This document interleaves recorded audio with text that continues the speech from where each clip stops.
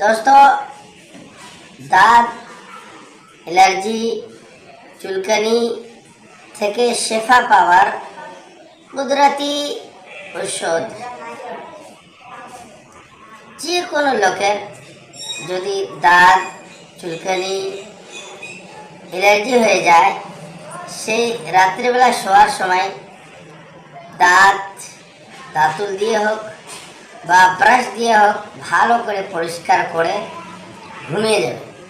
সকালবেলা ঘুম থেকে উঠেই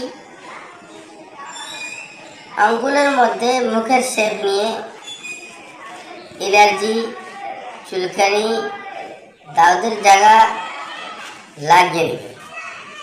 এভাবে যদি কোনো লোক 3 থেকে 6 দিন লাগায়, তার যতই পুরানো দাঁত চুলকানি খজলি হোক না কেন, তার সমস্ত এলার্জি চুলকানি দাঁত 6 দিনের মধ্যেই